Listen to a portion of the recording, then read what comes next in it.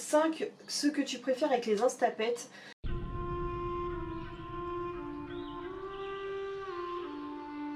Ce que je préfère beaucoup, c'est le côté motivant pour faire toujours s'améliorer avec les chiens. Toi, il y a des choses auxquelles j'aurais pas pensé, par exemple changer leur alimentation, découvrir des nouveaux compléments qu'il faut mettre, découvrir des lieux de balade, se motiver à dire allez hop, on se rejoint à tel endroit et on va les balader. Avant, mes chiens n'ont jamais eu une aussi belle vie que depuis que j'ai l'influence d'Instagram, dans le bon sens du terme, qui me fait réfléchir sur certaines choses et me pousse à me bouger les fesses pour d'autres.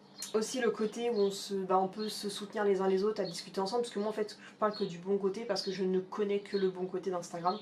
Je n'ai pas encore eu le souci de découvrir le mauvais côté, puisque moi je bloque tout ce qui est nuisible, je le bloque afin que mon truc reste ma petite bulle rose, ma petite bulle à moi ou dans laquelle je m'enferme. Donc ouais, c'est le fait qu'on découvre de nouveaux copains de tout type de races, qu'on apprend des choses sur les races qu'on ne connaissait pas, qu'on peut avoir les conseils d'autres personnes qu'on n'aurait pas dans notre entourage et qu'on sent que les personnes, comme derrière il n'y a pas un apport financier, moi je me sens beaucoup plus à l'aise d'avoir des conseils des autres instapettes que des conseils de mon propre vétérinaire. Ouais, bah oui, ouais, c'est comme ça.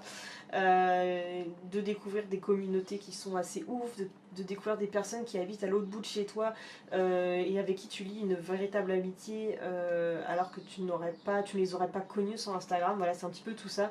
Le côté, les photos super belles, les compagnies qui font rêver, même si derrière je sais que tout n'est pas rêve, mais voilà, Instagram c'est ma petite bulle. 6. Ton plus grand rêve. Mon plus grand rêve à l'heure actuelle, ce serait, bon je sais que ce serait pas avec les loulous, dans le meilleur des cas, je sais que c'est bizarre de dire ça comme ça, mais avec autant de chiens c'est un peu difficile de réaliser ce rêve là, mais ce serait de, quand on aura moins de chiens, de partir, de faire régulièrement des road trips à travers la France pour vous faire découvrir la France en long, en large et en travers, avec ses petits secrets, ses petits mystères, ses petites légendes, au travers de mes différentes vidéos Dog in France et compagnie, de pouvoir en faire davantage et de vraiment de partir en mode on part à l'arrache et puis on va explorer les environs de toute la France.